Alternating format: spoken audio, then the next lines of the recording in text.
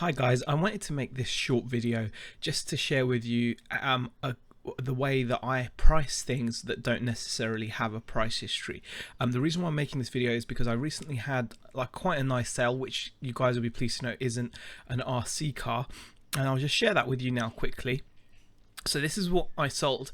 This was an EA Sports Madden promotional like rubber football, which I paid 50 pence for at the car boot sale. It was actually at the time I went to meet Tom and Nick, and I priced it up just a day ago for £30, and within 24 hours it had sold for £30 plus shipping abroad, and it's going to Europe. So you can see that I'd priced it just right for it to have sold within 24 hours. It didn't go immediately, which may have raised a little bit of suspicion, like it didn't sell as soon as I listed it or within 10 minutes.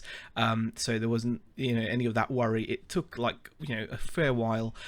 Someone saw it and thought it was worth the £30 plus shipping.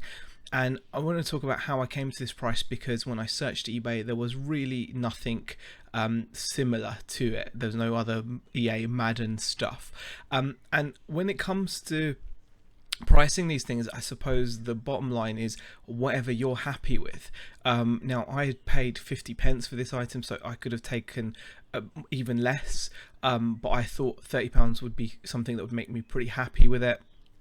If it hadn't sold, I may have reduced the price over time, maybe after a couple of cycles or whatever. If I'd remembered to, I would have done that, because I didn't want it hanging around, because it was more of a bulky item than I'm used to storing.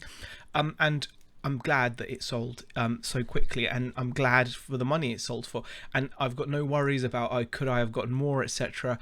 But I just wanted to show you quickly the kind of things that I would do to work out in my head what I should price something for that doesn't have a price history.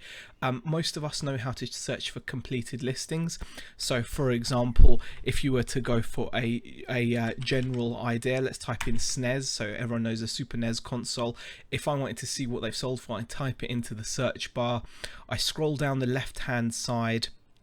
Actually, what I'm going to do is I'll quickly move myself across. Ooh, no, not there. Let me just move myself across here so I'm not in the way. There we go, that's better.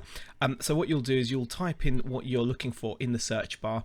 You'll scroll down the left hand side here and you will click sold listings, and this will tell you instantly what your item, what you're looking for is worth. So I typed in SNES, so it's a bit random, but there you go, SNES console. You can see one sold at auction for £30, and then you can just keep on scrolling. Actually, I should probably type in console. SNES console, there you go, £39 at auction, a box one for 70.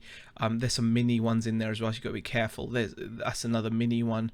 There's another SNES there with some games for 60. So yeah, you can get an idea. There you go, another Super NES there, £36 at auction. So you get an idea that 50 there on Byte now, so 35 to 50 should be comfortably achievable, and you can price your item.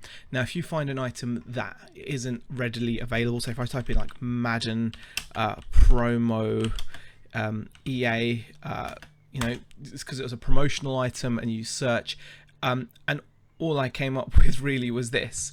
So I found that there was some form of demand for it, because a couple of international items had sold. So a lanyard had sold and a jersey had sold. But scrolling down, you'll see that there's a lot of games, a lot of Madden games being sold, but there was nothing specifically that was pointing towards anyone wanting one of these items. So it's basically like a rubber Madden ball there. You can see we've got Wilson and NFL branding on it. Madden Challenge 07, nothing to say what that's worth. So at that stage you just have to say to yourself, okay, so the game is obviously hugely popular, but you can tell that because of how little money most of the titles sell for, even if you go back to like SNES days. But you get a quick idea that actually there is a little bit there for a little bit of demand there for merchandise, bearing in mind this is just what sold recently, so you don't know how much of this stuff has sold over the year. This is just within the past couple months. So once you've done that as a search, and then you can obviously look at current listings, and you can see someone's trying to get $20 odd for a Madden 07 rare promo shirt. Then it just comes down to your your mindset. How much did you pay for the item? What do you think it's worth?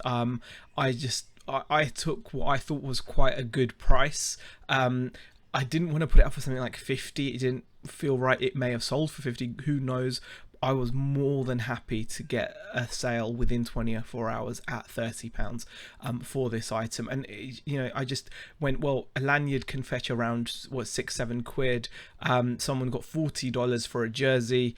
It's like a little rubber ball. I don't know when would the next customer come along for it. I don't know. I wanted to price it so it was at least decent. I don't even think I had best offer on it.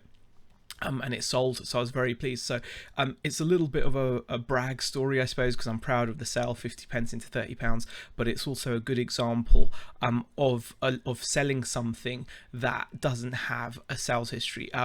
And you know, if I was at the car boot and I'd searched this item up, I wouldn't have had any sales history. But for 50p, you know, it's a very low risk, isn't it? It's not really a risk at all. It's 50p. You'll spend more on a chocolate bar or something, so it makes more sense to take a chance on something at a car boot and see whether it's profitable. And in this case, it was very profitable. Anyway, guys, I hope that goes some way to explaining like how I work stuff out, like, you know, just by looking at related items and then just taking like a gut feeling based on what I've paid and what I'd be happy to accept. I hope you found that useful. If you did find it useful, give it a thumbs up, leave a comment in the comment section, and I'll see you guys in the next video. Thank you for watching.